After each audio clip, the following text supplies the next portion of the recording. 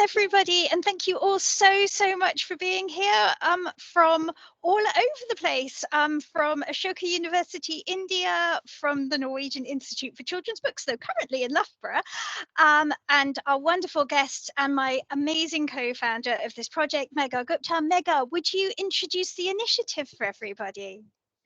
Sure. Thank you, Lexi. And I should say that this wouldn't have been possible without Alexia and all her boundless enthusiasm. So Literature Across Borders is possibly the only, at the moment, the first and the only transnational exchange that we have for young people's literature anywhere in the world, to my knowledge. At the heart of Literature Across Borders is the idea of pairing thematically similar books that have been written by authors in India and the UK to see how authors in different cultural contexts approach similar themes. And you're here with us in the second dialogue where we have books by Dr. Julia Green and Bijal Vachharajani from India, and both of them have written these wonderful books that see groups of children coming together to preserve the environment. And it's truly wonderful. I am going to now hand the stage back to Alexia and to take things forward on today's dialogue with the authors. Thank you ever so much. So welcome to you all, and welcome to our wonderful guests too. I will let them introduce themselves because I think they will do it much more eloquently than I ever could. So if I could come to you, Bijal, first, would you tell us just a couple of things about yourself and how you got into writing and publishing and all the wonderful things you do? Firstly, thank you so much for having me. I'm so delighted to be paired with Julia, whose book I absolutely loved. Well, about me, when I'm not reading a children's book, I'm either writing one or I'm editing one. My day job is I'm a picture book editor at this not-for-profit publishing house in India. So I dream up picture books with the team. And then I come home and I write, supposedly. I mostly write climate fiction and a little bit of nonfiction. And how did this all start? Is that what you... we'll come back to that later. First, let's go to Julia. Okay, I'm very pleased to be here too. This is a really exciting project to be involved with. I have been publishing books since 2003. I think my very first book, Blue Moon, came out. And the other thing that I've been doing, well, I founded and was course director of the MA Writing for Young People at Bath University, and I'm still an emeritus professor at the university, but no longer doing the job that Lexi is doing. So I'm really thrilled to be invited back and to share this discussion with you all. Thanks for inviting me. Thank you all for being here. It is such an honour to have such amazing colleagues from around the world to celebrate this project and really dive into the ways that our socio-political, socio-cultural context shape what we think of as a story, how we think of writing stories is done, and the ways that we publish, the ways we market, the ways we disseminate, the way books talk to children and children talk back to books and through books. And a lot of the time, we don't get the chance to have these discussions. Books don't travel enough, or at least conversations about books don't travel. And I think it really impoverishes things because it means that we don't get those opportunities to question our assumptions, both what is different, what is the same, what is universal, what is not. And so this is just so exciting. And on that note, we have Endre joining us from the Norwegian Institute for Children's Books, our other wonderful partner. And I thought, because Endre has to leave, but it's wonderful that he's joining us even while traveling. Do you have any questions that you'd like to ask up front? And we will have time for everyone else's questions at the end. You can pop them in the chat anytime you like, or when we get to the end, do raise your hand. But if I come to Endre to begin with, just so that we don't lose his questions, I think that would be lovely. Sorry, I don't have any questions yet. I would like to just follow the questions and the discussion, and I can pop in with questions during the talk. A bit all over the place right now because I'm in Loughborough, but I'm looking forward to hear the talk now, and I'll pop in with any questions that pop up in my mind. Great. Fantastic. Well, it's wonderful to have you and for everybody to meet you as we try to expand our network and introduce this project and everyone involved to hopefully the world. And on that note, let us go back to our wonderful guest. And we were talking when we were prepping for this about how we don't know necessarily what a book journey looks like in different places. I mean, no book journey is the same as another book journey, but does it differ? How does it differ? So if I could come to Bijal, and maybe you would tell us a bit about the journey of this book from conception through to publication and beyond, and we can explore from there. Sure. My journey started as a student as well. I went for a really late master's in environment, security and peace. I went to this little university in Costa Rica. It's called University for Peace. And as part of my climate science course, we learned about the Asian brown cloud phenomena. And it basically there were all these reports saying how these brown cloud formations were being studied on top of India and different parts of South Asia. And as I was reading it, what fascinated me was the fact that this was scientific proof that you had satellite images, and yet you had politicians who were saying that this is propaganda. There was very little media attention about it. And when I came back to India after doing my master's, I started seeing the way everyone thinks about the climate crisis is really not the science, but it's the way the politicians frame it. It's the way the media frames it. It's the way, your parent or your teacher tells you. So it's really very much it's become a matter of perception almost rather than hard science. And I thought it was quite funny the way people talk about it. So I started imagining, what if this brown cloud comes and hovers on top of the city I grew up in, which is the city of Mumbai. And I started writing this book, and it took me almost 6 years to write it because I'm terrible at endings. And so, which is something that everybody knows. And so I just kept sitting with it, going back, rewriting it. I added a whole new character at one point of time. I didn't think I was writing climate fiction at that point because this book came out in 2019, and 6 years ago, people weren't really talking about it. My publisher, who had published my first fiction book, non-fiction book, she just started a new publishing house, and she was like, we're looking for books, and I got myself agented. So my agent, he pitched the first draft of the manuscript to Penguin, to Harper, and to Talking Cub. And Penguin, I think, rejected it. Harper had liked it, but they didn't get back on time. And Talking Cub made an offer, and I was just like, yes, please, let's go for it. They were willing to come on board with an illustrator because middle grade books don't get illustrated very often. So because of the costs that it involves, and I wanted, and Julia, I know you get this, I wanted this book to be illustrated. So yeah, it was a really long journey. And then I submitted my first draft and said, hey, I'm going to rewrite it completely. So I rewrote it. Don't do that. But she loved the second draft, and that's how it got published in 2019. Fantastic. Amazing. Julia, can I come to you with the same question? What is your journey for this book? For this book, interesting. I already had a publisher, so I had published several novels with, well, first Puffin, then Bloomsbury, and then Oxford University Press. And I'd written 3 different novels for young readers for Oxford University Press with animals as the sort of relationship between children and animals. I loved writing those. I had been writing for older readers before, sort of young teens really. But my younger books had a different sort of energy to them. Anyway, the next book I wanted to write was a book which was very close to home. So it was partly influenced, or very much influenced, by my own, bringing up my own children. And we lived in a steep street in Bath, terraced houses, and then they didn't have back gardens, but beyond the road there was this wild patch of land, and my children and all the children in the street called it the wilderness. So I've taken lots of inspiration from that patch of land.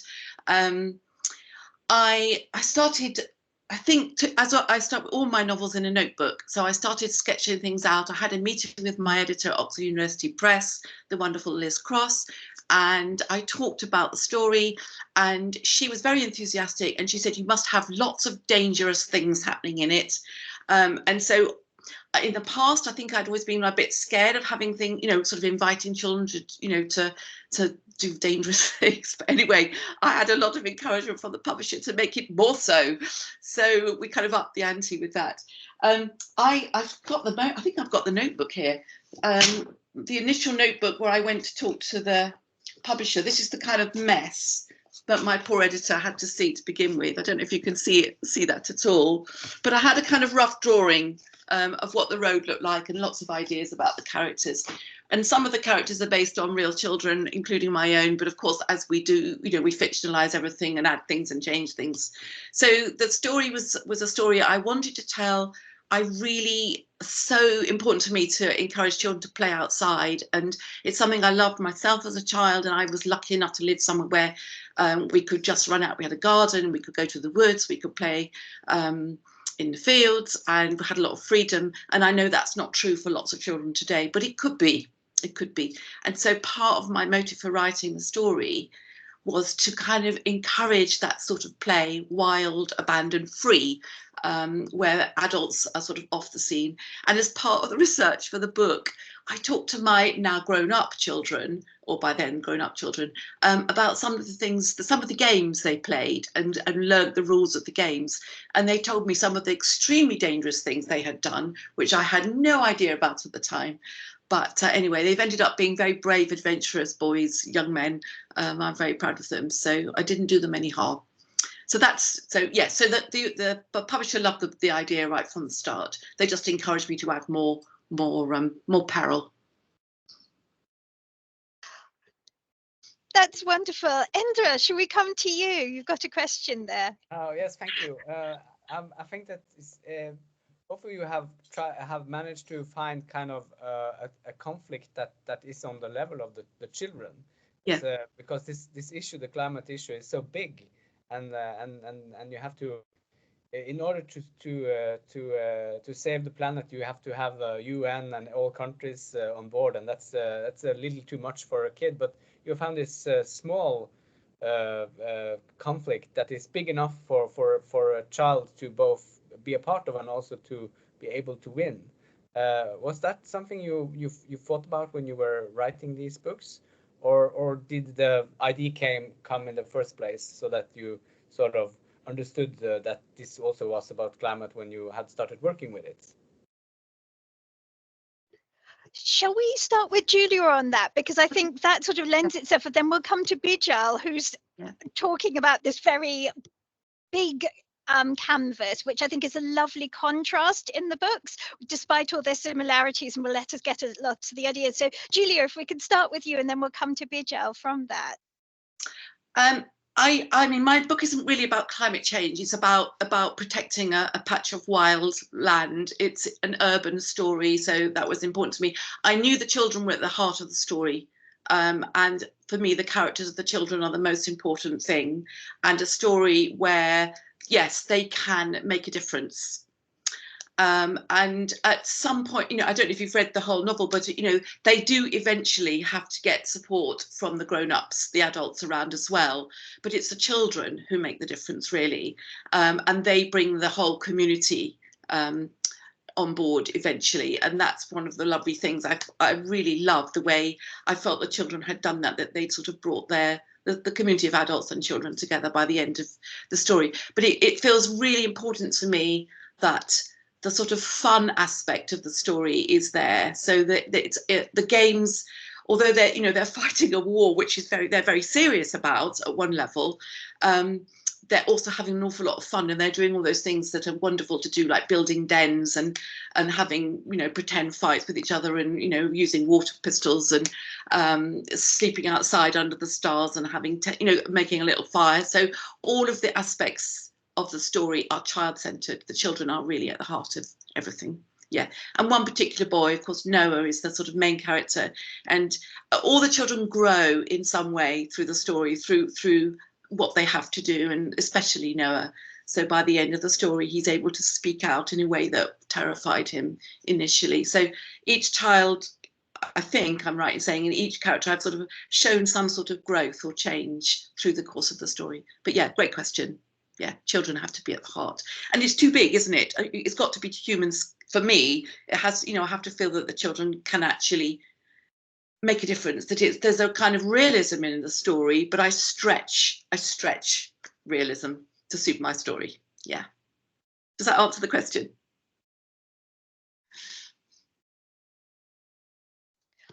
I think that's such a lovely way of exploring, sorry to cut in, the difference between the agency of the children and where the grown-ups need to step in, and keeping it child-centric, allowing them to have that power, but also having the place for, actually at a certain level, as it gets bigger, the adults have to come in, but they don't take over, the children stay in control. But Bijal, you do this amazing job of marrying that on this really huge canvas with climate change in the broader sense, rather than just and obviously both parts of the same conundrum about how do we prevent the development of so much land that it causes climate change, versus once that's happened, where are we? So if Bijal, we can come to you, and I'm so sorry to cut you off there, I hadn't realized you were coming in, but yes, of course, we'll come to you now, please.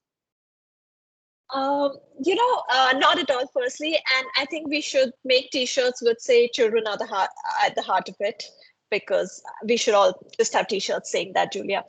Ever since I started work, I've worked in animal advocacy, and I worked on a school conservation program called Kids for Tigers, where we would, my team and I would go to schools and talk to children.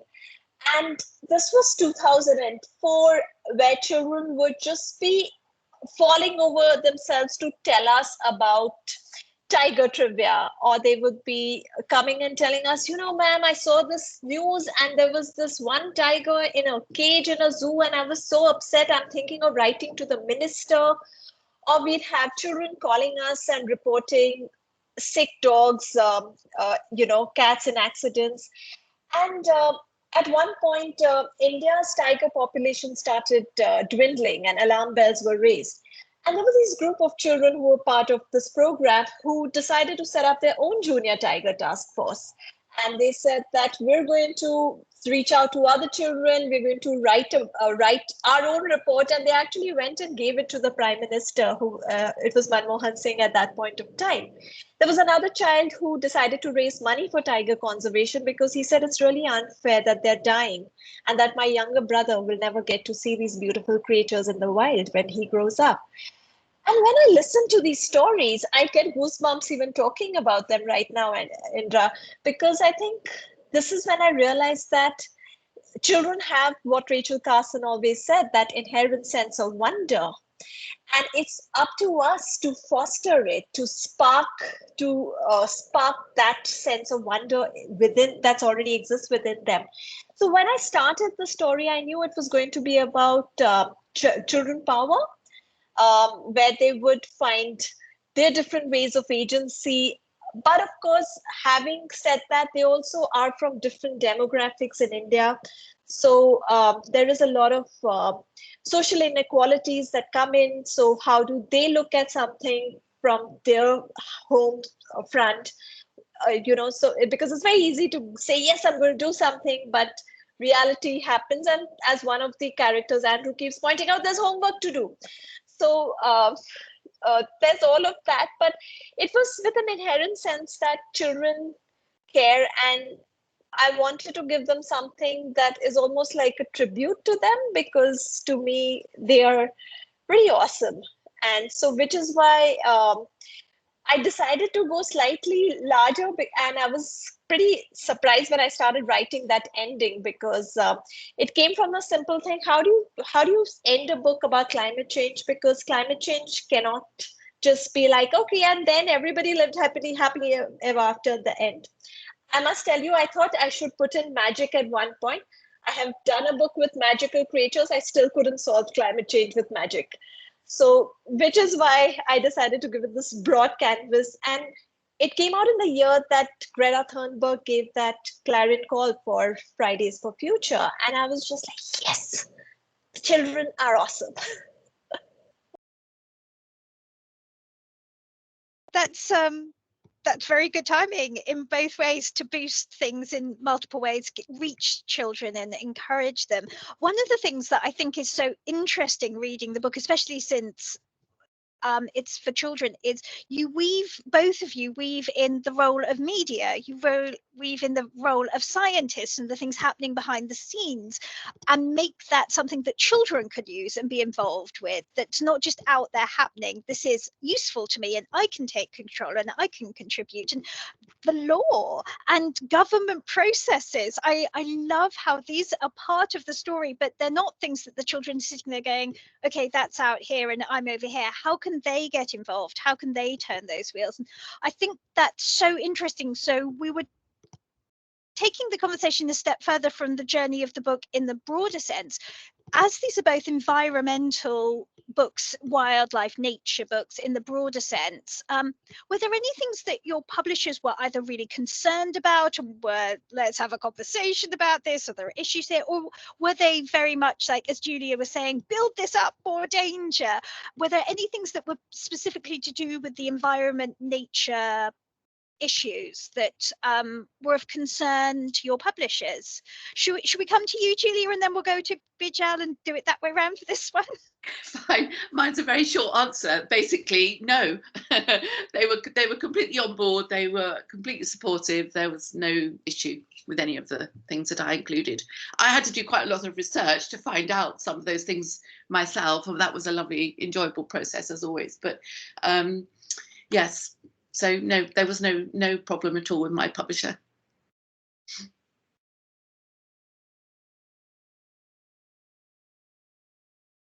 Shall?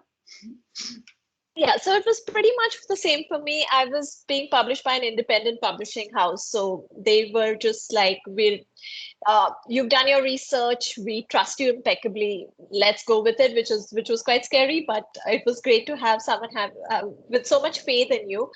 I must say, the one time I did get, I was talking to a journalist about the book once the book was out, and the book has a character who's an Ambedkarite character, Tammy, and basically I bring in the caste system of India and I talk about that, and she was just like, "Why are you talking about caste to children?" And I was like, "But why not?" So that was I think that was the first time I was just like, nobody else had ever asked me this. So that's when I got some feedback over there. Interesting. I think we will take a slight diversion into other territory, though territory that's come up. So sorry for the diversion. We'll come back to maybe some of these themes in a minute, but I wanted to make sure we had time to talk about illustration. As you both talked about, that was really important to you. So I'm going to just very quickly try to screen share some of the wonderful things in Bijal's book, and then I'll try and hold up some of the words in Julia's, so I'm not trying to do both in the same mode, which I think will be very tricky. Hopefully people can see that. Is that visible to you? Great. I'm just going to scroll through some of these wonderful things. So there are these wonderful poems that are enmeshed in the illustration. And then there are these wonderful sort of little elements that are from notebooks and media reports and all sorts of things. So sort of activity stuff as well, which I think is so interesting and beautifully done. So, Bijal, before I hold up Julia's, because otherwise I'm going to start dyslexically holding up the wrong thing and pouring tea over my head. Do you want to talk to us about, you said that it was so important that you could have illustration. How did that come about? Was that very happy? Did you get to pick the illustrator or be involved in that? Who decided what? So when we spoke to my editor Sudeshna Shongosh, I had said that, you know, I had plotted the book with illustrations. When I start writing a book, actually, I draw out my characters in terrible doodles. And this one kind of, you know, I was fascinated by the fact that children today are surrounded by a lot of media clutter than what we were when we grew up. So there's, you know, there's the television that's constantly on. There are the newspapers that still come in some houses. There's the notification on the tablet, on the phone. And I wanted to mirror that through illustrations and not crowd the story with all of that. And so Talking Tub has this fantastic art director called Maithili Doshi. And I did say I want to work with Oindri, who actually lives in Scotland now. They spoke to her and she came on board, and together Maithili and Oindri crafted this whole, you know, very notice board, but also very minimalistic Japanese kind of feels when you look at it. They just planned the whole aesthetic of the book. And then we interspersed it with the poetry of this cloud. I apparently have another problem where I seem to, all my nature devices, which is like whether it's a tree, whether it's a cloud, they all have voices. So they decided that they wanted to illustrate, that was their decision actually, where Oindri went to look for photos of Mumbai, juxtapose them with different textures, and just suddenly have this evil brown cloud, which actually spouts really bad poetry all the time. Oh, thank you so much. So I'm going to try and see if I can get this to switch onto this mode and see if you get that bigger. If I'm holding up, this is one of the wonderful maps, and then there are these beautiful different ornaments. So there are these chapter heads, and there are these lovely torches at the bottom, and they're also at the back these wonderful activity sheets where you've got building a den, and we've got, I'll try and get this a bit flatter. Oh, I should have done this on the Kindle version like with the other one, but hopefully you can see that enough. So Julia, would you tell us about your elements? I first wanted to say I love the illustration in your book, Bijal. I think it works really well. It makes it very child friendly, the whole layout of your story. So I thought it was wonderful. Well, with mine, I started off with the idea of a map. And one of the things I sent my editor when I sent my finished manuscript was my own drawing of what it looked like. And so I drew a map because I sort of felt it was important for children who wouldn't really understand the layout of the streets. And also I found it helpful as part of my writing process to draw and label things. So I'm not an illustrator, but I could sort of see what I wanted in the map. And they've reproduced my map, but in a sort of slightly simplified and only in black and white form. So I was rather pleased with that. So that was lovely. The other illustrations, they decided themselves, the designer and the publisher, and the end pages where they've got ideas of things to do. I wrote some of them, so I wrote Noah's notes on bees, and then some of them are done in conjunction with the Woodland Trust and so on, as a way of encouraging children to do safe outdoor play. So I didn't have any control over that, but I like that they're there. Yeah, and then I think the publisher also put together a really lovely activity pack. So teachers, and my book is used a lot in schools, which pleases me greatly. So, you know, they take children outside and they do some of the activities and they read outside and so on. And the activity sheets, which were in sort of extra that the publisher produced, helped support that kind of learning outside. The cover, I didn't have any choice over. They just decided on the cover. Bijal, should we come back to you on that? How about you and your cover? Did you have any input on that? And is there anything that you sort of know about how the book is used and disseminated? Because in Endra's wonderful MA, one of the things they talk about a lot in Norway, which is very exciting, is the sort of the art, the craft, the process of dissemination and the role of children's voices, which we don't talk about as much in the UK. So do you want to fill us in on those cover things and any things about how the book is used and received? It would be lovely. Sure. Oindri had made a cover first, which kind of used Tetris, that game elements. And we all were like, this is great, we love it. And the publisher said, no, I don't like it. And so we were like, really, we don't mind. And then, so Oindri and Maithili again sat down and reworked the cover. And I think after that, we realized that the blue stands out, the cloud stands out, and we could see what the publisher meant when he had said, this is not working. It really does stand out on bookshelves. Well, I have come to realize, and often when new authors come and talk to me, and I think Meghaa and I have talked about this a lot, that a book really stands, it's not about the time of its release, it just stands the test of time. Yeah. Right? For me, Bhura's been one of those books where I constantly have teachers calling me. I'm very popular on Earth Day. I'm sure Meghaa also is. They do, there's a lot of classroom interactions that do happen. But what I think I have always loved about the way that this book has got to children is the fact that they love that it's funny. They come and have questions about the characters. We've had deep discussions about the two characters' perspectives and how are they different. And I must tell you, I was in Ahmedabad recently, which is a city in Western India, which saw some major flooding, and there were school closures because of that. And I went a few months later, and I was reading from Bhura.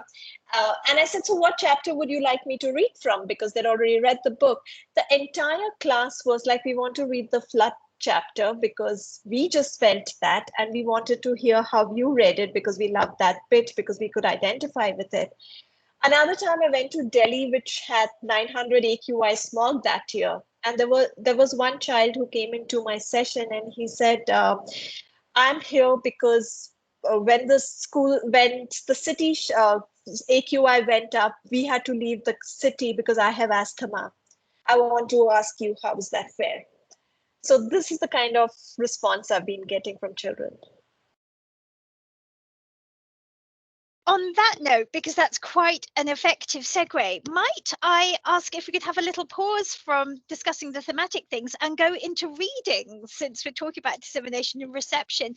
Bijal, would you do us a little reading of your choice? And then Julia, if we come to you for a reading, I think that would be really lovely, if you don't mind. I would love to hear your version of the book in your voice. All right. I should have asked this before. Would you signal me, please, if I'm droning on and everyone is bored? Okay. On most days, Amni could see the following from the 21st floor window of their building. A. 1. Mrs. Daruwala's apartment. 2. A colorful line of Mrs. Daruwala and family's clothes hanging out to dry. 3. Pigeons roosting and pooping on the parapet. 4. A mango tree with no mangoes on it. 5. A piece of the sky. But today, Amni couldn't see anything. Correction, all she could see was a thick haze. Everything was grayish brown. There was no sky. There was no sun. A brown cloud lowered in the sky, whirling like a top. In a lifespan of 12 years, 9 months, and 10 days, Amni had never seen a cloud quite like this one. It was also the biggest thing she'd ever seen, and she lived in a city crammed with tall skyscrapers and long bridges. Outside her window, it was as though the world had turned upside down, and now a turbulent, toxic ocean hovered about them. The cloud was a swirling mass of sooty grays, muddy browns, burnt yellows, gases that collided violently and restlessly with each other. Now, when you can't look up, you look down. So that's what Amni does. And she sees her neighbor standing there. Ghosh uncle was bent over his phone trying to take a selfie with the cloud in the background. What is that? She asked Ma. Ma said, I have no clue. Is it an eclipse, you think? Really? An eclipse? When was the last time you saw an eclipse that looked like a fat UFO cloud squatting on top of us? Sometimes adults made no sense. Now, here's the thing with adults. When they don't understand something, they either reach for their phones or they switch on the television. So now Ma switches on the television and there's a special edition of Khabar Bhayankar, the most popular news show on TV. Vaturio Bauche was shouting in the microphone, this cloud, it's the brownest cloud we've ever seen. Amni rolled her eyes. It was obvious the cloud is brown. Climate scientists are pouring in from all over the world to study this unusual cloud that's hovering above our city. My question to you, mysterious brown cloud, is why are you here? Vaturio Bauche pointed his mic at the sky. There was no response. Not even a rumble of thunder. Thank you.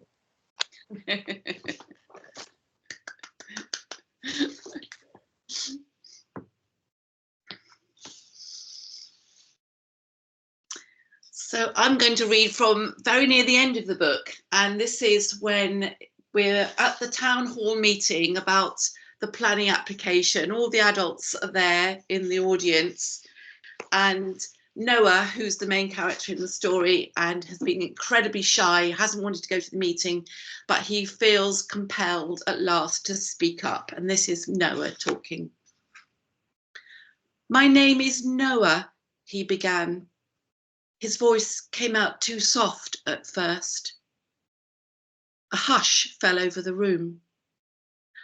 I live in pear tree buildings like Toby and Holly and Asher and Anil and Zeke and Natalie and Phoebe.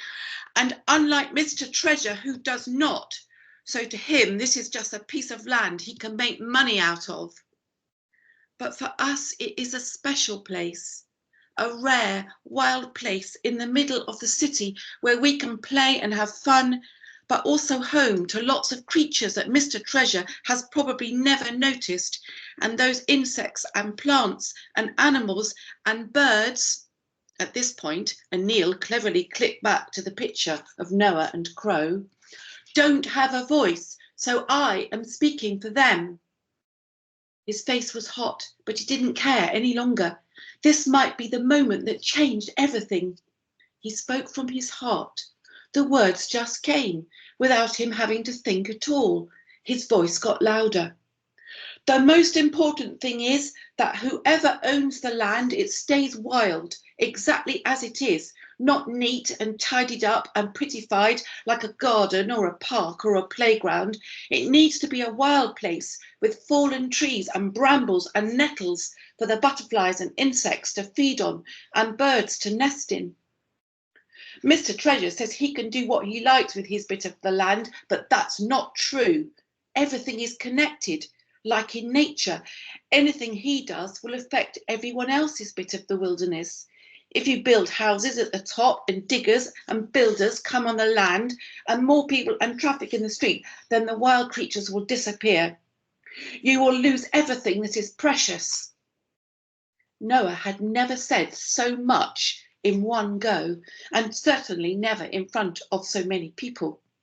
But his voice came clear and strong, and his heartbeat steadied as he talked about the things that he loved.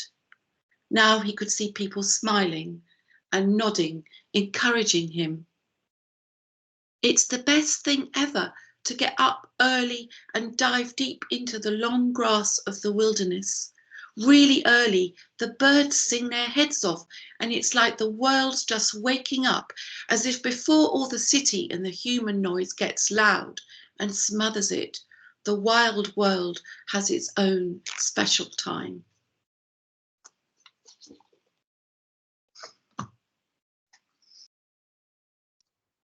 Thank you both so much for that. That was such a treat and such wonderful samples of your just wonderful books. It's such a pleasure to be working with you both and working on your books. From there, if we turn back to Julia's lovely point earlier about how much Noah has grown and how all the children in the books grow. One of the things we thought we'd tease out in the conversation is that difficult question of craft, which is when you're writing a group story, how do you make that work, especially for children? Is that harder? Are there things to worry about? Should people not be worrying about them? Is it just the same as it is for writing for adults in this case? What are the questions about how you approach the craft of a whole group of characters and making that open and accessible for everyone? Really good storytelling, but with this big cast. So Julia, since we've just been with you, should we come to you on that question, and then we'll come to Bijal on the back of that? Thank you. It's a great question, because I don't normally have big casts of characters at all, but I love doing it in the Wilderness War. And so not only are there all the children, but there are the parents, and there's the other adults that are part of the story. So I think what I did was I had, especially for the children, that's where I started, and I had very clear idea about the character of each child and their backstory in my mind. And I think establishing who the sort of person they are very early on, so that the way they speak and the way they react is sort of easily identifiable. And I had the added advantage, I suppose, of the dens. So each child in my story makes a den that somehow reflects the kind of person that they are. So Noah builds his den very high up in the tree, so he's away from everybody and he's looking down and seeing everything that's going on. Holly, who's creative and imaginative and kind, she is working with little Natalie, the littlest child, and making a boat den, and they change it into a pirate ship because of the war, the nature of the war when that starts. Toby, who's angry, he's angry and upset, and we gradually through the process of the story won't work out why. It's because his dad has recently left, and so he's sort of like, everything he wants to do involves weapons and hurting and digging deep and war talk. So he talks in a particular way. So I mean, I could go through the more, but you know, each child has sort of I hope they're complex characters, but they're sort of well distinguished from each other, and that's, I think, the trick, really. I must say I love Toby. In fact, I was just like, bloodthirsty, yes. Yes. So, you know, Alexia, I think I'm going to blame it on Bollywood, because we watch these films with so many characters and so much drama that I feel like I tend towards the drama when I'm writing novels. I never thought I'd write something with so many children, and towards the end, it just becomes more and more children. I actually interviewed the children and put their voices in for the book. I did something very similar to what Julia did, where I did have a very specific idea about Amni and Mithil to begin with. They were the two characters who I wrote first. And as I wrote them, I realized they were very incomplete in themselves because they were living in a privileged bubble. And I was just like, no, I need someone else. Somebody's missing. And that's when Cami sprung to my mind. And she just became somebody who I wrote so automatically. And she's just very close to me in terms of the character, while everyone's just like, you are Amni, right? And I'm like, I guess. But Tammy is the one who I think just sprung very naturally. The rest I had copious notes about because I had started by writing about them, and I drew all of them to begin with. That's how I know what they are like, and then I write about them. And one thing that I think is so lovely in both books is that there are older characters as well who really contribute, and they appreciate the children. In some ways, they get it more than the adults that are closer to the children in age, and they aren't as surprised by the children's agency. And I think that's such a lovely thing. And as we lose some of those connections with nature, we also lose the generational connections, I think. And I love the fact that through this environmental lens, you're also looking at the health of the community in that way.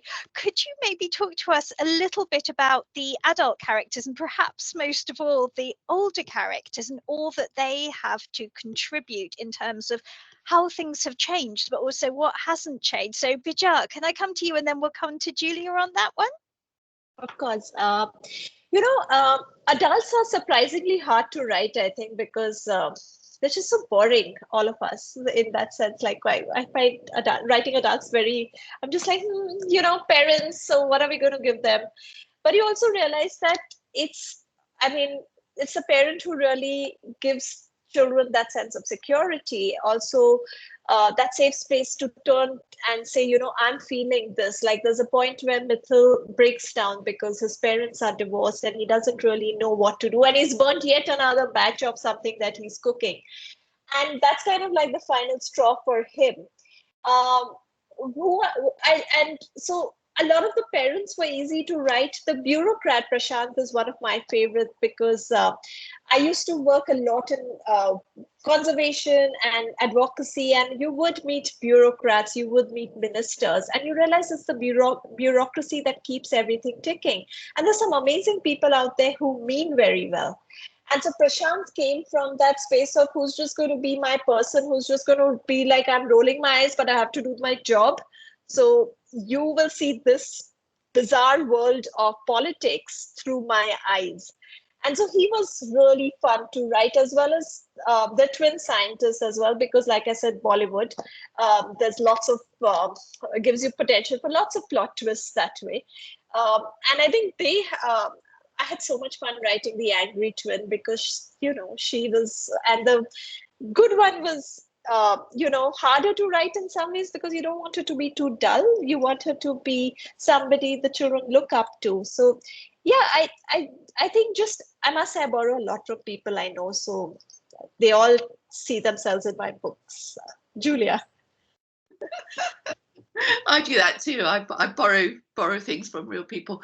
I loved writing the adults in my book. I loved making the adults a little bit more stupid than the children. Like the tree surgeon that comes and is so easily fooled by Noah pretending there's adders, and so, and the same with when the digger man comes, and so the children will have the upper hand.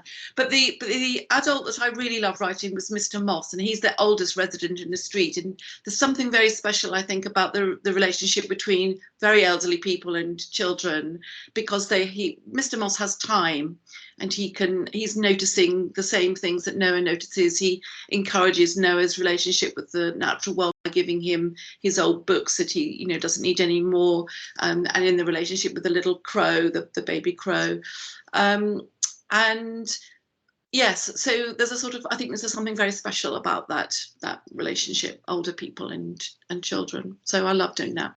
But all the adults, I think it's really important to write realistic, convincing adults in books for young people, because young people's lives are so deeply affected by the adults around them. So yeah, I think as much care with them, with the adult characters. And I think you both do this beautiful job of making your characters flawed but sympathetic, and even some of the least sympathetic characters, most of them have something where you're like, oh well, I get that bit of you, and which I think is really nice. And especially between the children, learning that people have a good side, and all of the children eventually learn that everybody has something that's good about them, even if you don't immediately take to them, which is brilliant. So one of the things that sort of comes out of all of this, and coming back round to that big theme from earlier, which we did kind of take a step away from, but your books have a degree of call to action. They're not telling anyone to do anything, but they're inviting children to do things. So how do you feel about that? And how, you've touched on some of the engagement with that, but do you want to just sort of tell us your sort of philosophy of that and how that fits in, and the things that sort of strike your passion that you want to pass along and encouraging them? Julia, should we come to you, and then Bijal will come to you on that? It's quite a difficult question, because I do have some reservations about putting this expectation on children to sort out the problems we've created. And I'm very wary of doing that, like passing the buck, you know, like, oh, we've messed up, but you children, you're the hope of the future, you're going to be able to sort it out, you know, you can make a difference. So I'm cautious about that, and I don't want to do that. I mean, I think we as adults have to take full responsibility and make the changes that need to happen in our own lives, rather than just expecting children to sort it. I didn't think about it. I mean, when I was writing the book, I was just like in the story and like working, you know, it's just like what happened in the story was that, you know, the children inevitably had to do something, and that's what they did. I'm not saying you have to do this to anybody. I don't think that's the purpose of fiction. So I'm hoping that my reader will imaginatively enter into the lives of those children and think about those issues for themselves. But I don't want to be didactic. I'm writing a story. Is that a good enough answer? I must agree with you. And well, your book's not didactic at all, which I'm sure you already know. But, you know, having been a journalist, I think it's always been one of those things where your editors tells you, report, don't take sides. And then you start writing something about the climate crisis, and you're just like, there's one side, I'm going to be on that side. I am completely in agreement with Julia. Like I said, children have homework to do. They really cannot be doing this. What I just hope is that given that they care so much and they feel so passionately about the environment, and yet, as you were talking, they grow older, there's suddenly a disconnection that starts happening that researchers especially also showing. I just hope that these books can lure them back into the space of, oh, nature's awesome. And I may not want, like nowadays, you know, a lot of times I end a session and everyone says, so what should we do? I'm just like, go out and take a walk, hug a tree, climb a tree, go for a walk around the shore, go tide pooling. And if you fall, I just want them to fall in love with nature. And I think the rest then takes care of it themselves. I think that's a lovely thing about both books, and because you're neither of you taking that didactic approach, one of the things I think it also, for me, it feels very much like an invitation to engage with older people, an invitation to, if you want to get involved with legal or government or things, you can, or an invitation just to play and to have fun and to participate and to be passionate and notice the small things that are beautiful and wonderful. And I think that's such a lovely take. There's so many things that are similar, there's so many things that are different. Can I invite each of you, if there's anything you want to ask each other about the books or different environments? I think you'll also have a brilliant take on what questions am I not asking that will illuminate the issues, the publishing differences, the way publishing sits in the countries that we're working within. Julia, do you want to ask a question for Bijal and then vice versa? If you have something or just something you want to spark off, I think that would be lovely. I suppose my question was really what I've touched on already, Bijal. It's like this feeling that we have as writers, that writing for young people, that we're sort of putting a sort of expectation on them to sort things out. How do you kind of deal with that issue in your own mind when you're writing the kind of books, the climate change books? I must admit that I've also had a bit of a journey as a writer, and a lot of my writing now has really moved to just having children celebrate the fact that they are in nature, taking note of it more closely. You know, one of them would be a wildlife nerd, and going about doing other things. And I think for me, that's become much more important to also be as part of the story, to just have these little things that come together to tell the story. There's always that big overarching climate crisis, because I think we all live in a time that you can't ignore it. And so that's always there. But I do hope that in all my books, adults come across as culpable and they need to be responsible. And so whether it's the parents, whether it's the judge, whether it's the politicians, I think that's what I strive to do. I don't know if that really answers the question. Yeah, it does. It does. Yeah. Yeah. I have a two-pronged question for you. One is you were telling us that there is a wilderness patch near your house. Tell us about that a little bit more. And the second is a little bit more on the craft, which I absolutely love. You know, I love middle grade books that just go bam into the story like yours does. You know, it just doesn't dawdle with, you know, like my book starts with a dream, nothing. Just you are into the story. Tell me about that. Like, was it hard to sometimes not say, oh, let me do this, let me do that, and stray from the course? Or were you just able to plot very tightly the way the book is at this point of time? Interesting questions. The first question about the wilderness is, I don't live there anymore, but it was where I lived for a very long time and when my children grew up, and it was a very rough patch of land. Over the years, when they were small, it was very wild. And unkempt, and there were no fences between the different strips. I mean, a lot of the sort of information that's in the story is true.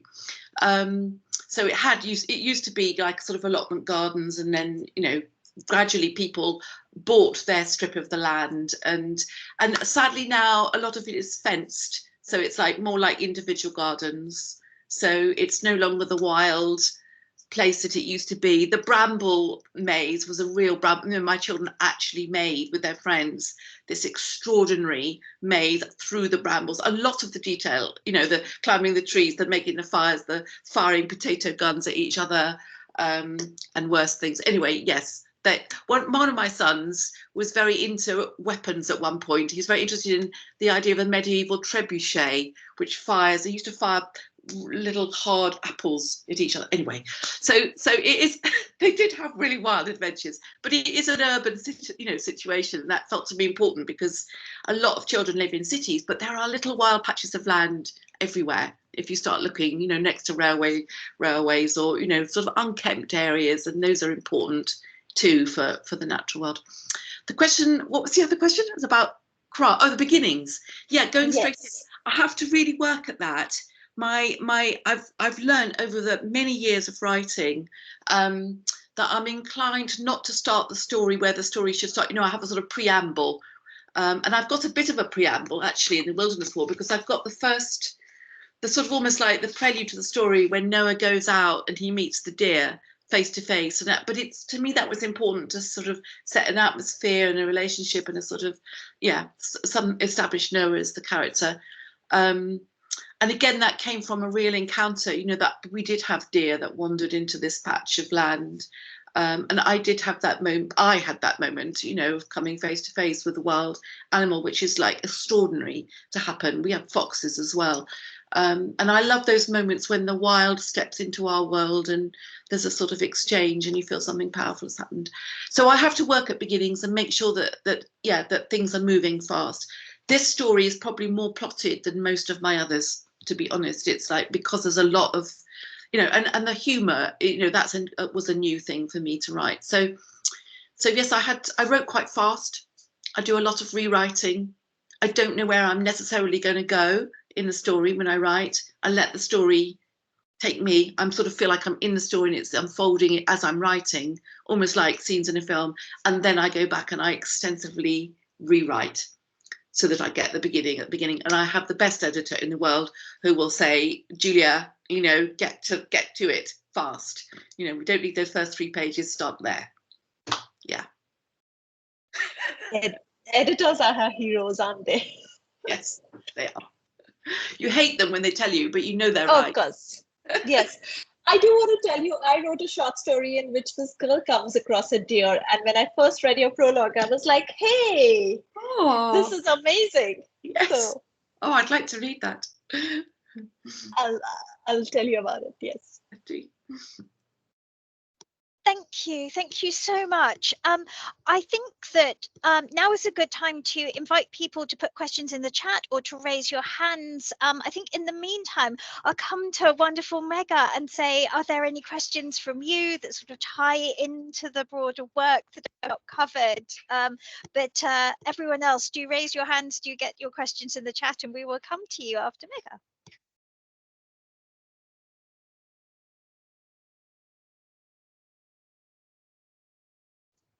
Oh, you're on mute, I'm afraid. You're on mute. Are you okay? Do you have a Okay, yes, sorry.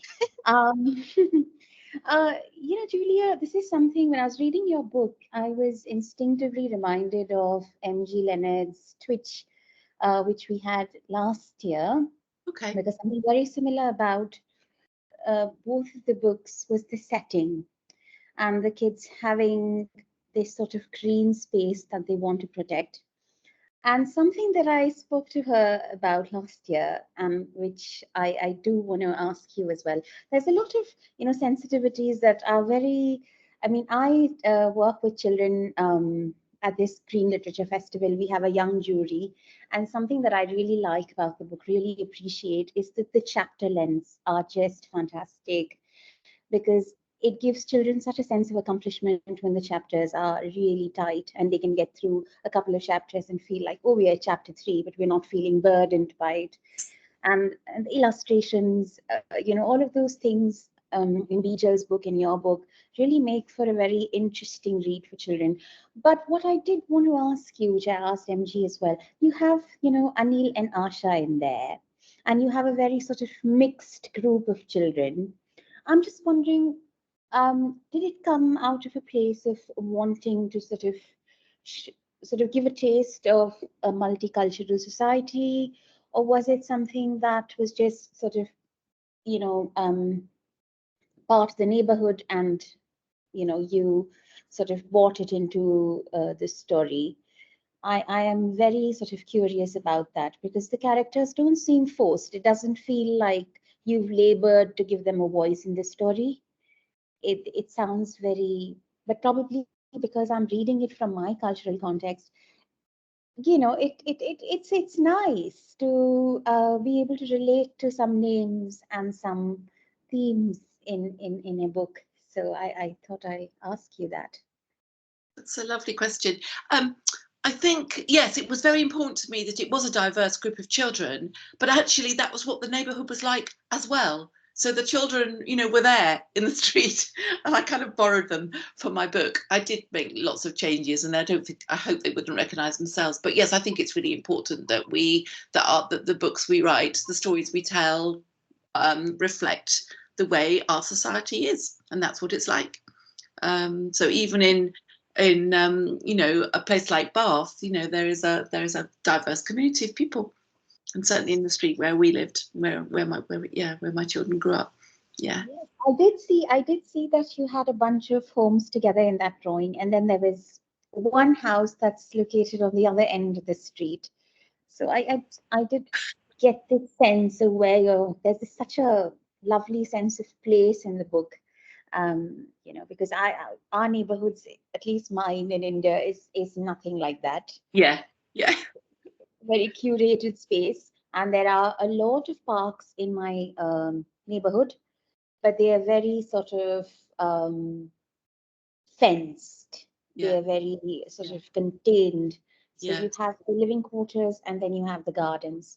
But I don't think, I think in your, and what I did see when I was in the UK, which was very different from back home in terms of geography, is that it's not often that contained. You can just sort of go from, the green to the, so that's really, that was really nice, I thought. Good. Thank you very much. Thank you. And I think that's how it should be. We don't want just tame spaces, do we? We want we need wild spaces. Yeah. I think Bijal, what can I ask Bijal? I mean, we always had a lot of conversation, but I don't want You to have take all the time. answers already. Yes, but I hope I do. But the interesting thing in her book is that there are so many issues that she ties into this broader framework, which I think gets very complicated sometimes. I think for writers, like, does it intimidate you? Because, you know, you have the child who's coping with the parents' divorce along with all of this, and you have the caste issues, and you have the politics, and you have the way the media looks at it. It's such a sort of multi-dimensional issue. Was there ever in the writing process a feeling of being overwhelmed by the number of things that you have to sort of address in writing about climate, something related to climate change? Oh, very much so. I think I was, it was very strange because the people come naturally to me. The climate science was something I was constantly petrified about. And I think I still get, because I'm just like, if I get something wrong, someone's going to be saying something, and then I'm like, I'll just say it's fiction, which is true. So that really stressed me out. I have, like Julia showed her notebook, my whole wall gets filled up with post-its and papers with each plot, with each chapter, what's happening in them. There are character sheets. There's also names, because I tend to forget names very easily.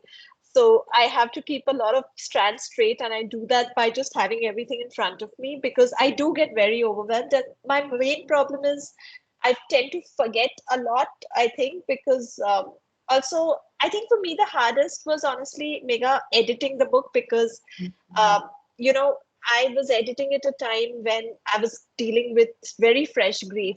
And so I just couldn't keep things straight. And I would just keep relying on my editor to know that she's getting the things right. Because I was just like, I'm sure you want me to increase this character. I've done it. I have no idea if I've done it well. So in some ways, whenever I was overwhelmed, Sudeshna really helped me out.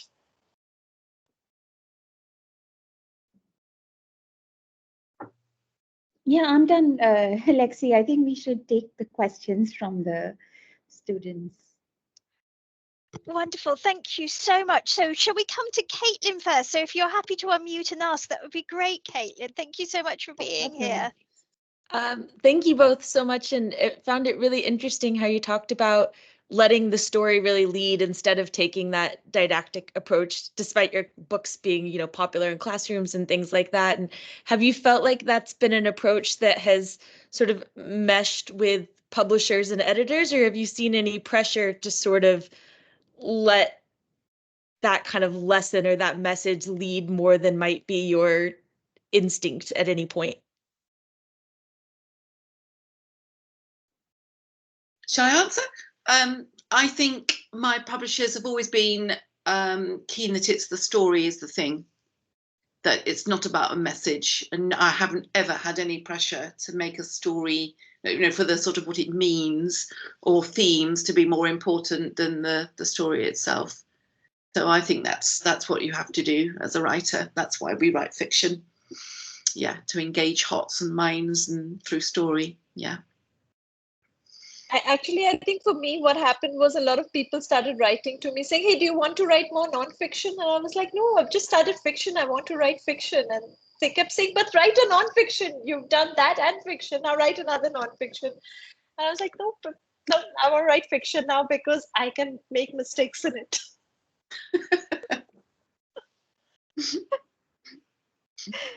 Thank you both. Oh, thank you so much for the great question.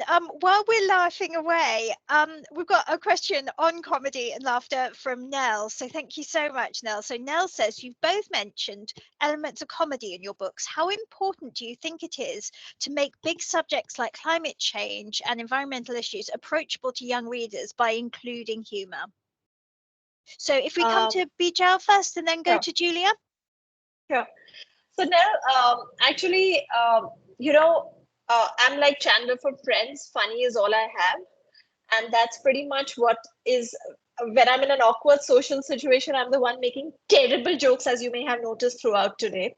But I have another book which deals with grief and climate change. And my friend runs a bookstore in Delhi, and his wife messaged me saying, listen, he's very upset with you because our son's now read the book thrice. And he was like, but aren't you sad that father dies in the book? It's about that. And he's like, no, the book's really funny. That's why I keep rereading it. And he's like, so he's now very upset with you. But that's when I realized that, you know, humor is something that does kind of stay with children, getting them to reread again and again. And it's just so much easier. Humor is very hard to write. And I think children know when you're trying too hard to write and make them laugh, especially with really slapstick kind of jokes, which often do fall flat with this really smart audience. But to be able to be funny without, and get the reader to laugh with you, rather than make them feel that they're being, it's being dumbed down for them in some ways. I think that is very important when writing themes of climate change and so on. Julia? It's a very interesting question. I don't think I set out to be funny, but the humour just, and I don't write funny books. I'm terribly serious most of the time. But when I was writing The Wilderness War, it just kind of came. It was the characters, you know, they just sort of lent themselves to that. And it was, yeah, so I just enjoyed myself really writing that novel. You know, so yeah, but I do think it helps. I think it does lighten things, doesn't it? You know, and yeah, I mean, we need both the serious and the silly and the funny. And if you think about how children are and how, yes, I mean, I think if you follow character, if you think about character, then the humour comes out of that naturally. Not jokes, that's a different thing. Yeah. Thank you so much. Lucy, are you able to unmute? Because I'm struggling a little bit to read that, but it'd be lovely to hear from you. So for those of you who haven't met Lucy, Lucy is one of our wonderful core team on the MA, and it's so lovely to have you here. So please, Lucy, take it away. And if you could pass it to somebody and then somebody else, that will help keep our flow going. That's wonderful. Yeah, okay, thank you. Yes, I don't know why that came out so strangely. I think it's because I edited it. I found that so interesting. Thank you so much. It was really wonderful. I loved Bijal, what you said about children power. I think that's like a great t-shirt slogan. And Julia, I really appreciated what you said about how we can't kind of be putting the responsibility onto kids, but that's, I think, a reflex that something that I have seen in some climate fiction for children, that's like, it's okay, the kids will sort it out kind of thing. So I thought that was really valuable. So my question for you is sort of about, I suppose it's a question about what you learned writing this book. And I was wondering what each of you wrote after you wrote the book that we're talking about, and maybe I suppose whether the idea for that next book came from this book in some way, or whether you found that that's something that happens, or whether you wanted to move away and write about something completely different. I found if I'm writing about something quite heavy, sometimes I have this instinct to just move away and write about something different, but inevitably you find something out writing that book that means you're probably the best person to write another book about it in a way. So that's my very loose question. What did you write after this, and how was the writing of it sort of influenced? I'll go to Julia first because she's unmuted, and then she can pass to Bijal. I'm trying to think, what did I write next? I think I wrote The House of Light next, which is set in the future and is all about the relationship with the land and the sea. I think all my novels, well, increasingly my novels are all about the relationship between young people and the natural world. And increasingly they're set not in contemporary UK, but a little bit in the future, because I think things are changing so fast that it's very difficult to write, to sort of keep, you know, to keep something feeling contemporary. And so I sort of dodged that slightly by, you know, imagining a world where quite difficult things are happening. So I think my writing has changed. I think The Wilderness War was a sort of point when a sort of division in my work in a way. So I'm writing for slightly older readers now, and maybe slightly darker stories, but always stories with hope, and always story about the power of friendship and love to make a difference. So what did I learn? I'm not sure. I wrote the book, The Wilderness War, because I wanted to write about the place and the children and the community. Yeah. It's like a sort of preserving something that is now gone, actually. Gone in my life, but also gone maybe in the world. So I think the world is, well, for me, from where I'm standing now, sitting now, the world seems quite a dark place. Yeah, and I think we have to write into that darkness, but with moments of hope and light. Thank you. Julia's just said everything I wanted to say. Full agreement. Lucy, so I couldn't write anything after the book came out. I lost my partner while the book was being edited. And I couldn't read, I couldn't write. And then the pandemic struck, and I actually started writing this. I'd been thinking about this book while I was writing Bhura, about the way trees communicate with each other. And I started actually writing that book. It's called Savi and the Memory Keeper. And as I wrote it, I ended up writing a bunch of smaller things, like exactly what you said, Lucy. When you're writing something very heavy, you want to also take breaks. So I would keep going away from it, and I'd write these silly stories, really fun stories, like about a boy who thinks his mother's going to eat him up because he's a wildlife geek, or about fairyland in climate crisis, and so on. And then I would keep coming back to this book. So it took me a while, but I realized that one of the things across my writing journey has really been that inevitably, however much I try, nature gets a voice in some ways, often very tangibly, like the tree shares their thoughts with Savi in the book. In here, Bhura's obnoxious, but very, very loud.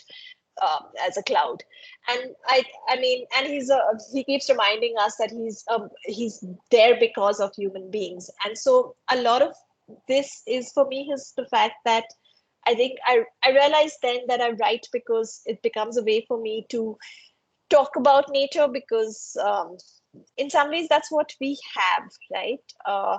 And we need to cherish that. And like Julia said, I think for me, it's really become about just realizing that the real magic that is in our lives is not the spells that we read in fantasy books, but it's actually the magic of nature. What is bioluminescence? It's magic. When trees talk to each other, that's magic. A firefly's dance is magic. And that's really what I feel that my stories are increasingly becoming about children discovering the real magic in their lives. Thank you. That's really interesting. I could ask so much more, but I won't. Thank you.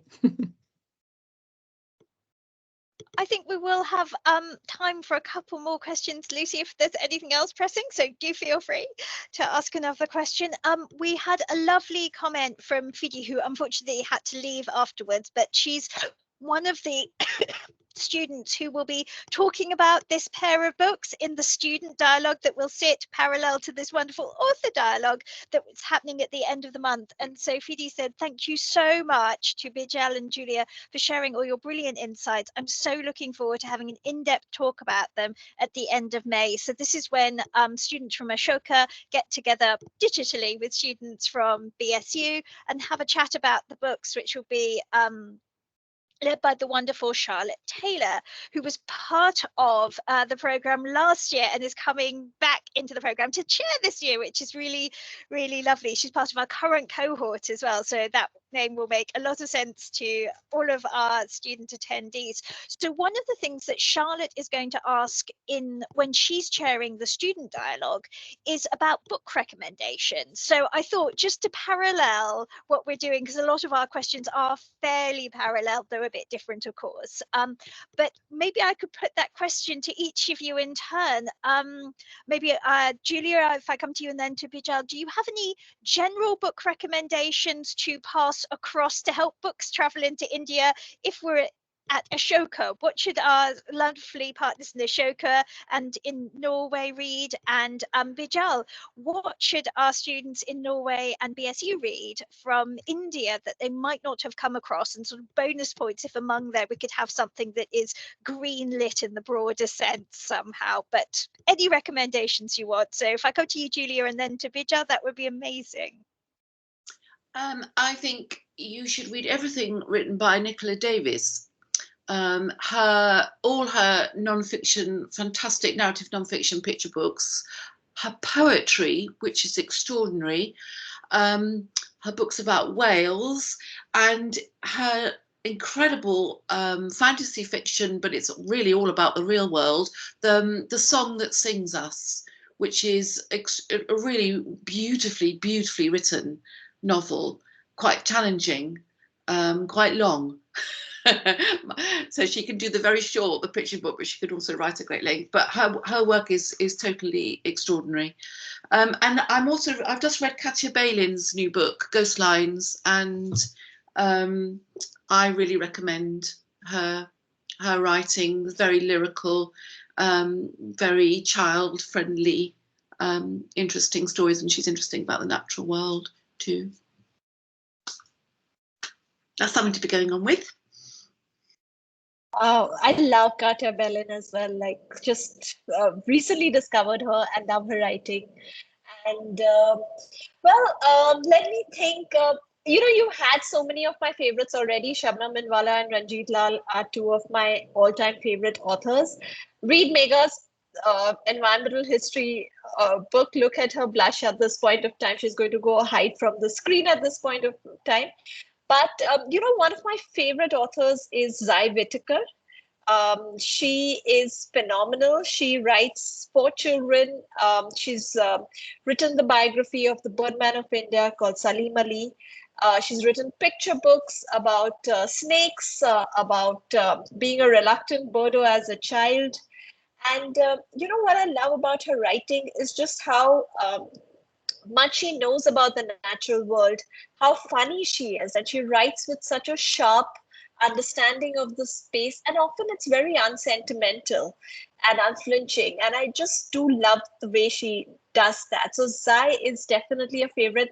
The other person who I would recommend you read anything by him is Yuvan Avis. His book for adults, which I think is great for young adults as well, it's called Intertidal. And his book for children called Shore Walk. Just such meditative, lyrical writing. It'll just make you want to go out right away with the book and take a walk. That's so wonderful. I will get correct spellings. I'm sure Megha will be able to help me with that rather than having the dyslexic version, which will be very exciting. Sam, did I see you raising your hand? If you did and you'd like to come in, that would be wonderful. So Sam is a wonderful colleague at BSU and also the author of one of the books in our April pairing. So it's amazing to have Sam here. So Sam, can I pass over to you? Yes, I always like to ask the question about how writers approach such, weighty topics, especially your books, Julia. When I first started at Penguin Random House, yours was one of my first projects, so it was a total delight to work on that editorially. But I'm always interested in how writers approach such heavy themes. Do you approach it from a plot perspective or from a character perspective? Do you people your ideas first, or do you think of the story first and then people the story as the story requires?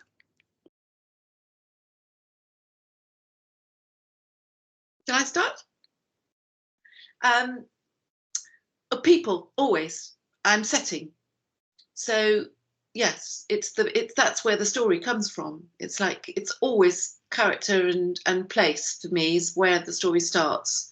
So I don't ever start with an idea. Well, very rarely. It's more kind of the story grows, and I'm discovering as I go along. So that's why my writing process is a very long process, because I have to rewrite so much, because it's not until it's almost like I don't know what the story is until I've written it. and then I can go back and make all the changes and adjustments and the sort of plotting things work. But it comes from the characters. Yeah, they arrive. I love the way that happens. There's a kind of magic. There's a character, there's a place, and then something happens and sets something off, and I go along on the journey. Yeah, That's great. Thank you. Thank you, Sam. What about you, Bijal? It's pretty much the same. It's the character, and I think in some ways often of something that triggers it, like in case of Bhura, it was the Asian brown cloud phenomena. But when I wrote this other book about this child thinking his mother's going to eat him up, it came from that one wild video of, where you see animals eating their young. And then, my editor was like, do you want to see if there's a story here? And then suddenly this character popped in my head where I was just like, okay, I need to make this boy whose mind is constantly bulging with worry and he's imagining the world in this really extreme way, which is pretty much how I am. Everything's a pro and con list. So yeah, it's definitely people first, and the story just the characters make them happen. Sometimes I'm just like, excuse me, where are you going? Please come back. And they don't. So then you follow them. That's great. I once heard Barbara Kingsolver. She was talking in Bristol, actually, and she said that she starts with the theme, and then considers who would be best to people the story. But I've not yet met an author who works in that way ever. Thank you for sharing your process. That's really interesting. Thank you ever so much, Sam. Well, if you have any last questions, do let me know. But I think that otherwise we will start to work towards wrapping on time, because I will try and be a good timekeeper. So I'd just like to come back to both our wonderful guests and say, is there anything that you'd like to leave us with? So for our students, whether it's advice about writing or advice about what books can do in the world, or just anything else, what would you like to end on? So if I could come to you, Bijal, and then if I could come to you, Julia, on that note, that would be really lovely. I think for me, it's what I was saying, that it's conjuring that magic of nature back into your life and then your readers. And increasingly, because I'm researching this at this point of time, I find that nature's just leached out of everything. It's leached out of our songs, it's leached out of our lexicon. I think we are seeing a lot more climate crisis films, for instance, and series, thanks to this whole OTT boom. But I feel like when it comes to just the pure joy of nature, and I guess I'm also from, like what Meghaa said, I live in a very built environment. So we don't have the wilderness patch that, for instance, Noah and Toby have necessarily. We've got to trek quite a bit to get there. But I think as writers, one of the things we have to do is find that wilderness wherever we are, whether it's that praying mantis right outside the shrub in your building, or it's going to a forest and meeting a tiger. It could be any of that, or just a wild child. I think all of that becomes very integral, because these stories I think they're going to become a sort of a climate archive for us at this point of time, because these are the stories that will say what is happening in the world at this point of time and how it's going to shape our future. And future generations will read it and say, hey, at least they cared. So yes, let's preserve these stories, our heritage of the climate, of nature in these stories. So that's what I would say. That's wonderful. I love that. I think the thing I want to leave you with is that you have to write the story that only you can write in the way that you can write it. You have to write from your heart, and you have to believe in it.